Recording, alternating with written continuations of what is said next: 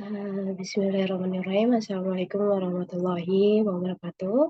Nama saya Divian Dumia Zahra dengan nomor NIM 1217050043 dari Teknik Informatika A, kelas A. Di sini saya akan mempresentasikan tugas dari PBO, pemrograman berorientasi objek, yang dengan dosen pengampunya itu Pak Insan. Oke, di sini saya izin untuk share screen.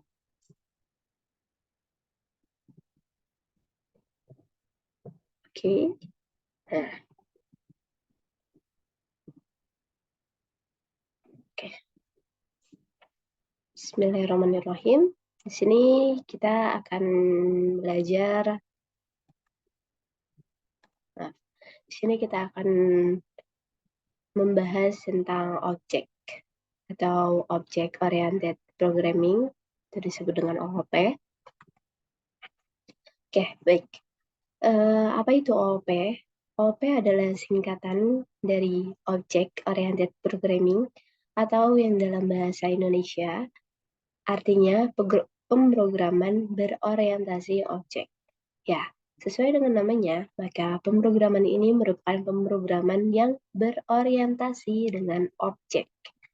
Dan semua data dan fungsi di dalam paradigma ini dibungkus dalam kelas-kelas atau objek-objek dan objek. Oke.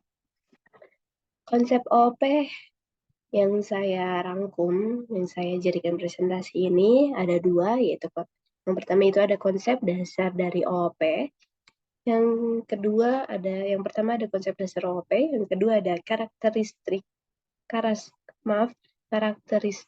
dari OOP. Lanjut, kita bahas yang pertama yaitu konsep dari OOP.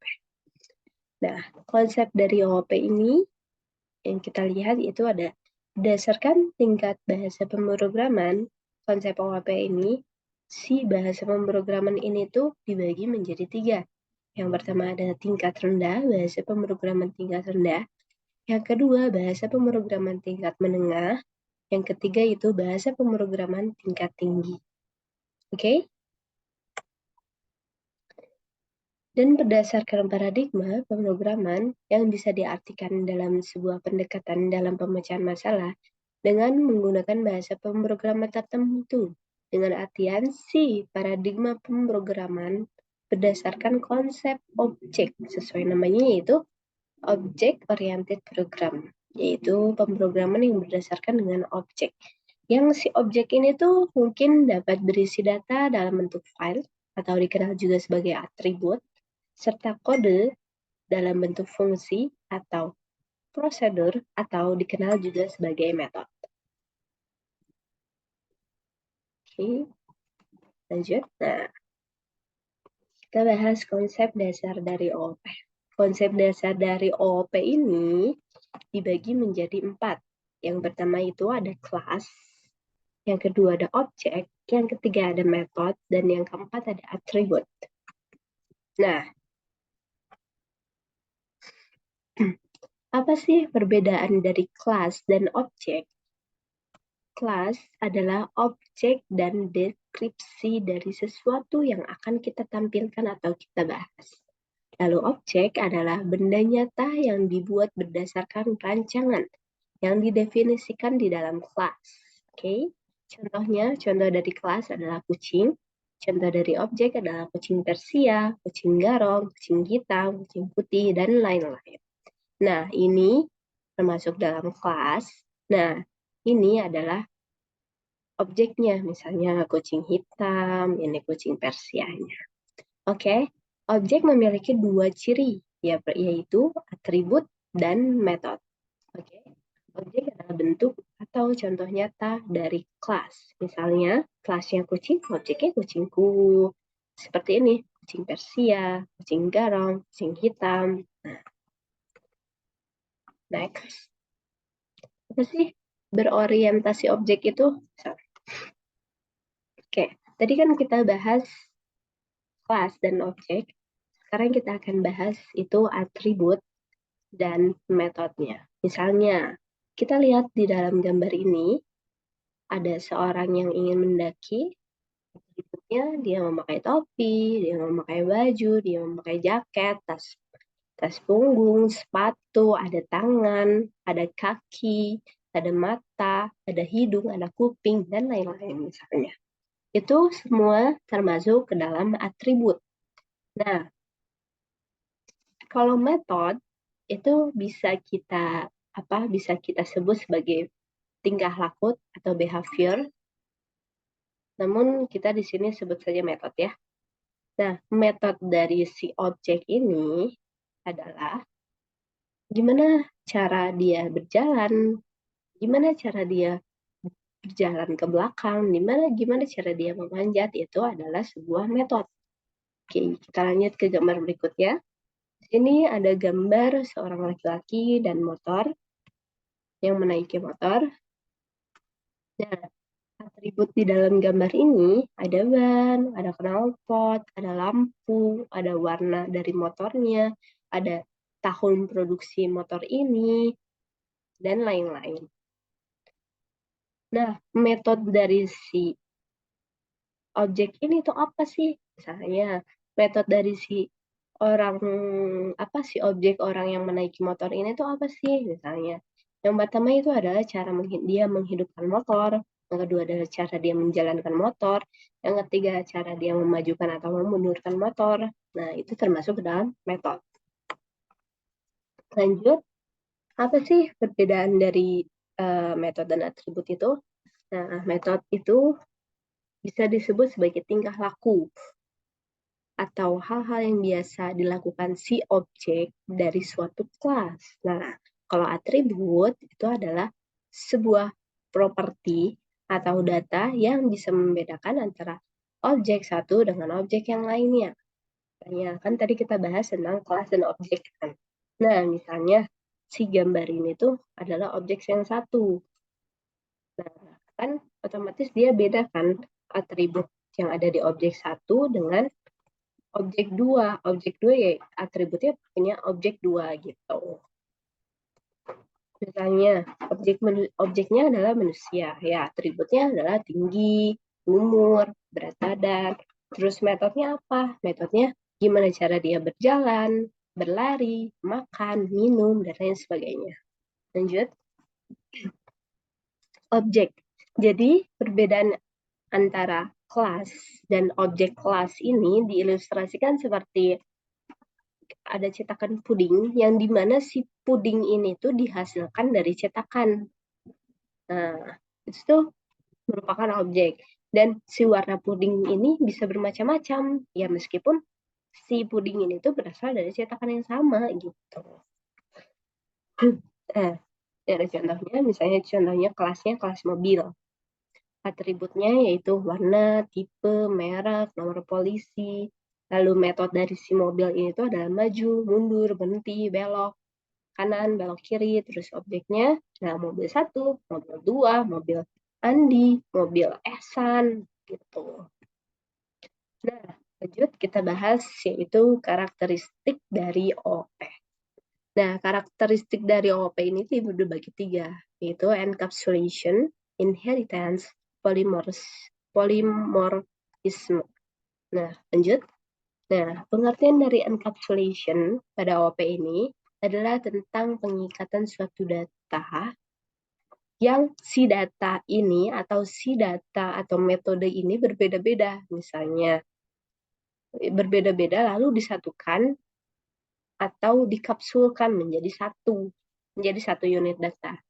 Misalnya dari data A, data B, data C, mereka digabungkan menjadi satu unit data. Nah, itu namanya encapsulation. Atau encapsulation juga sering digunakan karena fitur information hiding atau mekanisme. Dan mekanisme ini menghilangkan akses publik ke atribut-atribut yang terdapat di dalam kapsul tersebut. Encapsulation berkaitan dengan akses modifier. Apa sih akses modifier ini tuh? Nah, akses modifier adalah sebuah hak akses yang diberikan kepada sebuah variabel metode kelas dengan tujuan untuk menjaga si integritas dari data yang ada gitu. Untuk menjaga integritas yang ada dari data itu ketika ingin diakses oleh yang lain gitu. Hak akses ini diberikan oleh si pembuat programnya sebagai salah satu bentuk implementasi dari OOP itu sendiri. Dengan adanya access modifier, kita bisa membatasi research mana saja yang dapat diakses objek tertentu atau turunannya ataupun oleh metode tertentu. Oke? Encapsulation itu dibagi menjadi 4. Yang pertama ada public, yang kedua ada protect, yang ketiga ada private, yang keempat ada no access modifier. Oke, yang pertama public. Akses modifier public merupakan akses paling luas dibanding yang lainnya. Kenapa? Karena si akses modifier ini bisa diakses oleh siapa saja. Nah, dengan si akses modifier ini digunakan untuk metode setter-getter sesuai dengan konsep OOP ini. Nah, yang kedua ada akses modifier protected. Biasanya digunakan untuk mewarisi variabel yang ada di superclass terhadap child class.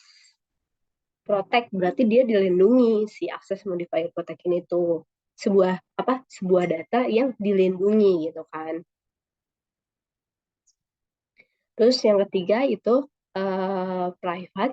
Akses modifier private bersifat tertutup sesuai konsep OOP encapsulation, maka setiap variabel wajib untuk dilindungi hak aksesnya secara langsung dari luar. Oleh karena itu, si variabel akses modifier ini tuh diberikan, maksudnya si variabel data ini tuh diberikan hak akses private untuk melakukan pengaksesan atau perubahan data digunakan setter-getter. Jadi si akses modifier private ini tuh nggak bisa sembarangan orang yang bisa mengaksesnya gitu, hanya orang-orang tertentu yang bisa mengaksesnya gitu. Terus yang keempat ada no access modifier, sesuai namanya hak akses yang satu ini tidak perlu dituliskan di metode atau variabelnya. Dengan hak akses ini, variabel atau metode dapat diakses dari kelas lain asalkan masih dalam satu package yang sama. Oke, lanjut kita bahas encapsulation dan contohnya. Misalnya kelasnya kelas manusia nih. Atributnya, misalnya atribut dari kelas modifier private ini tuh, itu tuh kan nggak bisa diakses oleh siapa aja kan. Itu kan hanya orang-orang tertentu. Hanya sebagian yang bisa mengaksesnya gitu. Misalnya ini tuh private-nya tuh termasuk berat badan, rambut, gigi, itu kan termasuk dari si kelas manusia ini. Lalu public juga, kalau public kan bisa siapa aja kan yang mengaksesnya gitu, karena luas si public itu. Jadi baju, celana, tangan, dan kaki. Terus untuk metodenya itu kan private, itu nggak bisa sembarangan orang. Jadi misalnya metode private-nya bertengkar, itu kan nggak bisa sembarangan orang buat mengaksesnya gitu kan. Kalau public kan ya pasti kan orang lain udah siap aja gitu yang bisa. Nanti public berjalan, berlari, itu publicnya. Lanjut. Yang kedua ada inheritance. Inheritance ini adalah di aman kita dapat membentuk kelas baru yang mewarisi atau memiliki bagian-bagian dari kelas yang sudah ada sebelumnya. Karena si konsep inheritance ini menggunakan sistem hierarki atau bertingkat. Contohnya, yang tadi kita bahas itu ada kelas manusia. Nah, si kelas manusia ini tuh pengen dibentuk nih menjadi beberapa bagian, misalnya menjadi turunannya siapa aja nih, ada kelas perempuan, kelas laki-laki, kelas belajar, atau kelas bayi, atau kelas apa gitu kan. Nah, lanjut, yang ketiga ada polymorphism. Prinsip ini pada OOP mereka memiliki bentuk yang metodenya berbeda, namun meskipun nama metodenya sama, namun maksud dari bentuk si isinya berbeda, namun tipe data dan parameternya sama gitu. Si namanya tuh tetap sama gitu, tapi si metodenya tuh berbeda gitu. Misalnya contoh, perempuan, laki-laki, anak-anak, bayi, itu merupakan kelas yang berbeda, yang merupakan satu turunan dari si kelas manusia itu. Nah, ketiga kelas tersebut mempunyai nama metode yang sama, misalnya metode makan orang kan, bukan orang, maksudnya metode makan dari kelas anak-anak dan metode makan dari kelas bayi itu kan mereka sama, metodenya metode makan, tapi bentuk atau cara apa, tapi bentuk mereka makan tuh berbeda atau cara makan tuh berbeda. Misalnya kalau anak-anak tuh kan dia bisa makan sendiri, tapi kalau misalnya bayi itu dia masih harus disuapi gitu. Oke, mungkin itu saja yang bisa saya rangkum dalam presentasi ini, dalam pembahasan OOP ini. Semoga semuanya bermanfaat. Mohon maaf apabila banyak kesalahan. Assalamualaikum warahmatullahi wabarakatuh.